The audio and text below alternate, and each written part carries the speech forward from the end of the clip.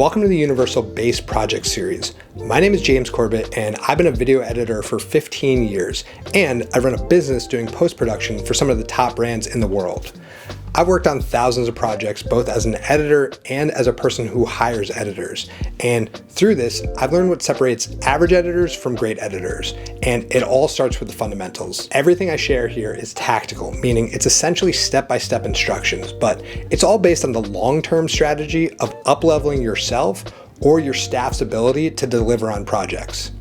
There's a quote I love, which is, "Amateurs practice until they get it right, professionals practice until they can't get it wrong." And I think that really applies here, because the hard part is not learning how to do all this. That's actually the easy part. The hard part is doing it day in and day out on every single project. Even if you've been editing for years, my guess is this is the leak in your game. I know this because even seemingly great editors on paper don't do this. We see it all the time when hiring, and it's the reason they don't work out. Alternatively, when you buy in, it has powerful compounding effects down the line, saving you time, limiting your stress, and it's just going to keep you working for a long time. I mean, it's also hard because it's thankless and invisible. 99% of clients will never know how you work, but they will definitely know if your project falls apart. And yes, there's an ocean of creative skills you can sharpen as well, but for working professional editors, the thing that makes you valuable first is getting the basics drilled in. And if you stick to these fundamentals with yourself or your team, you're gonna save time, make more money, and experience fewer issues. It's a discipline and it pays off. Okay, so who's this for? I'm throwing this definition out because I think it's important.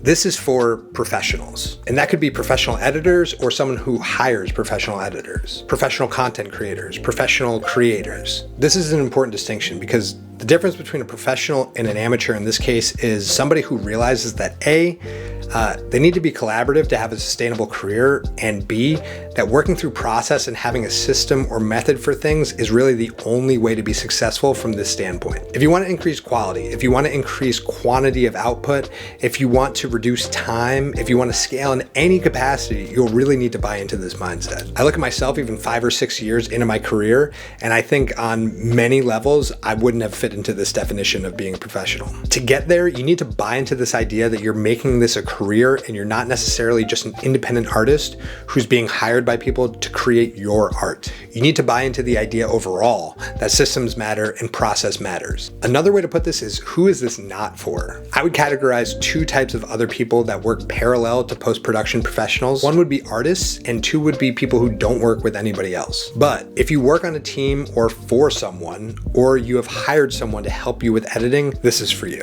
What this is not. This course is not focused on creative editing. It's really focused on the process leading up to creative editing, which will hopefully help you be more creative while editing. The way I define creative editing is all the decision making that's done once you're into an edit. So this is essentially to take a lot of those upfront decisions off your plate so that you have more mental bandwidth and don't develop decision fatigue before you even get started. This is also not a comprehensive guide on editing, and it's not a tutorial on how to use software. My assumption here is that you already know how to use an editing software or are learning. We use Premiere Pro in the Adobe suite, but this will apply to just about any software. My goal here is threefold. 1, we want to eliminate the burden of starting a project to allow us to focus on the hard part, which is the creative editing.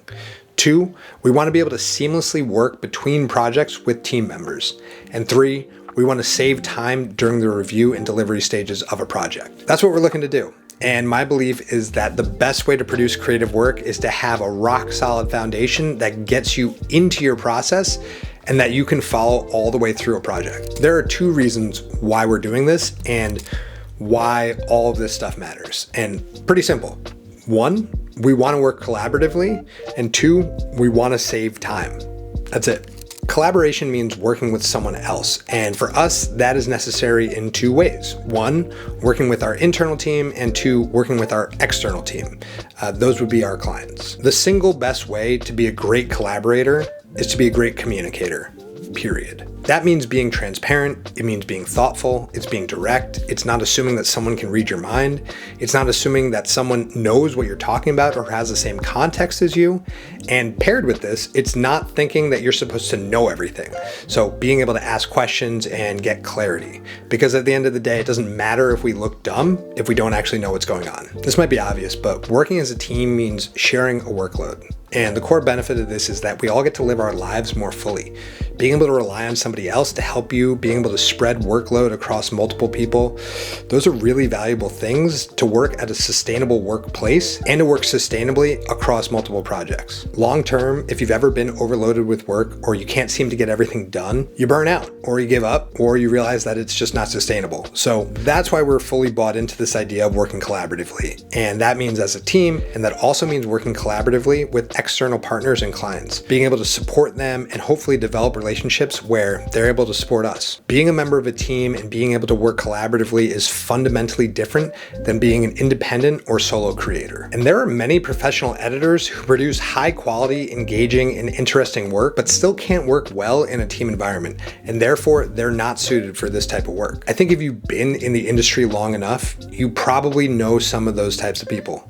Gifted, talented, smart, creative, put out really cool, interesting work, but you put them in a team environment and they can't function. They can't work with other people, they don't know how to take feedback, or they don't know how to give feedback, or they don't know how to express themselves or communicate. These are all things that will differentiate you as a professional editor. These are my 3 keys to good collaboration. Number 1 is communication, and that doesn't just mean, I'm a good writer, or I'm a good speaker, I'm a good talker. Communication is about having whatever you're trying to express be understood, and also receiving whatever is being expressed towards you. We do so much back and forth, whether it's with your team members or whoever. The assumption shouldn't be that everybody can just read my mind or I can read other people's minds or whatever. Let's just get clarity on stuff. So the second key to collaboration is respect for one another. And that includes other people's time, their well-being, how they're feeling, and how they're doing mentally, and respecting what everybody brings to the table. Not everybody's gonna bring the exact same thing to the table. So this is really important to be able to recognize in somebody else that they have value and that what they're bringing might be different than what you bring to the table, but it's not necessarily worse or less valuable. And the third key to good collaboration is just being egoless.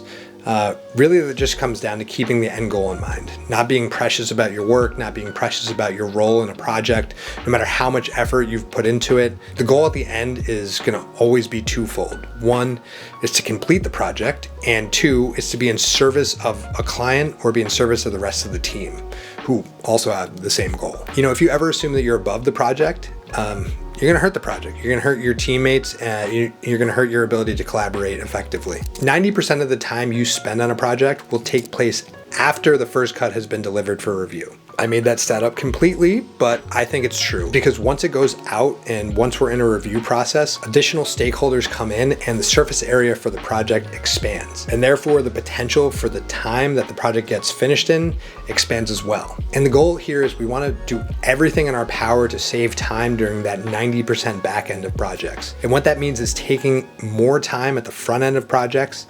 That means setting ourselves up to be able to make revisions effectively and efficiently, or to pass off a project to somebody else. Also, there's frequently repeated tasks within projects, and anytime we can shave a little bit of time off a singular task, those time savings compound within a project. Conversely, if we don't do that, something on one sequence becomes, do that same thing on 20 sequences. And so now the same thing that took you 10 minutes to do is taking you 200 minutes to do. But if we can cut it down to taking 1 minute, we didn't save 9 minutes, we saved 190 minutes. The whole goal here is that we want to set a strong foundation.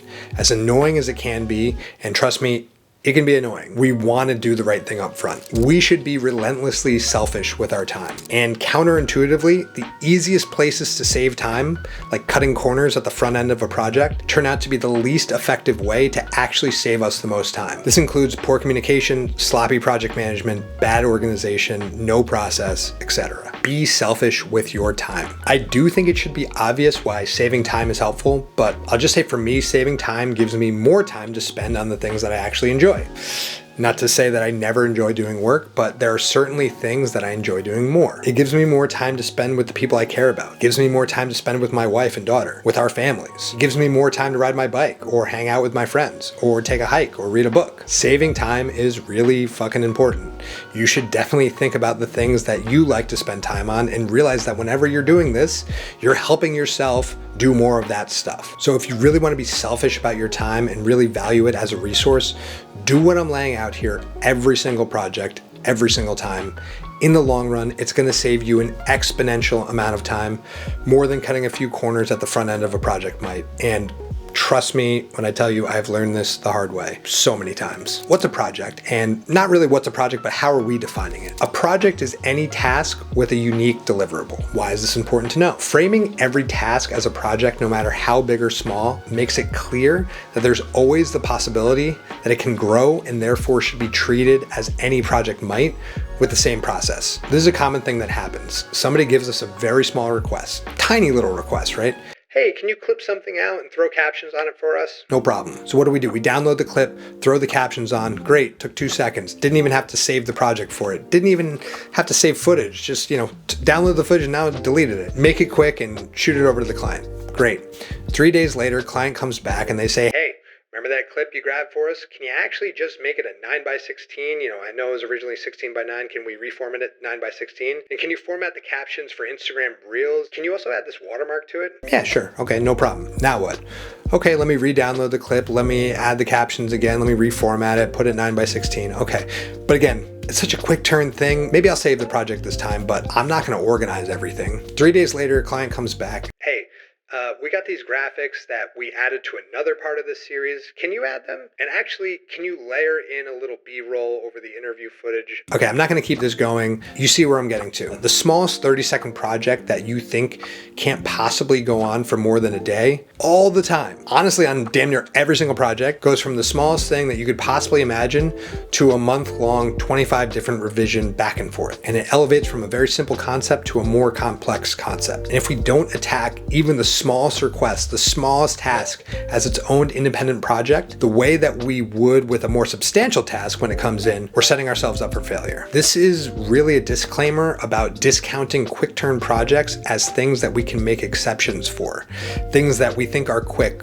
one-offs that no one else will ever touch or see, and we can cut corners on and not follow process. This is dead wrong thinking. What if we had to pass this off to someone else on our team and they have to jump into the project and they see, oh my God, somebody's just throwing things in willy-nilly. They downloaded stuff to their own hard drive. There's nothing, on our shared server. There's things offline. What's going on here?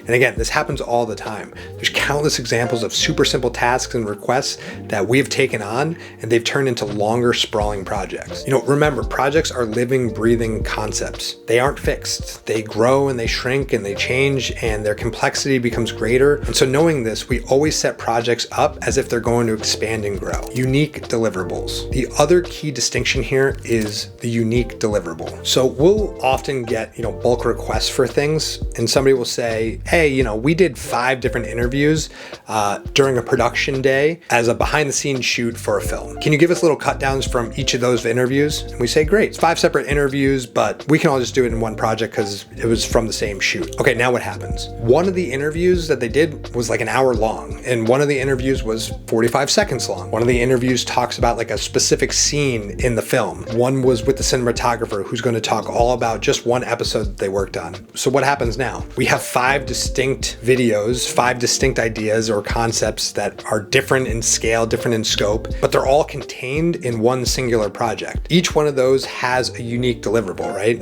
Maybe for one, we're going to produce an hour-long interview with, multiple cameras. Maybe for one, we're just going to produce a 30-second clip. We're going to run on Twitter with the director asking people to go watch the show. Maybe it's just like a quick plug or a promo. Maybe we're going to do a profile with the cinematographer talking about a particular episode that they worked on. And maybe one of them is a scene-by-scene breakdown by one of the actors in the show. Again, all of those are different, and so they shouldn't be collected in the same singular project folder. We should take each one of those and consider it its own unique deliverable and its own unique task, and therefore its own unique project, even though the request came in as like one singular bulk request. The phases of a project. There are really only 4 key phases to projects. One is the brief or the request phase. This you can also consider the communication phase, the information gathering phase, the discovery phase. Then there's all the work that gets done before the first review. This is usually an internal phase when we're doing work before we show it to client. Third is the review and approval phase. That's an external client collaboration phase.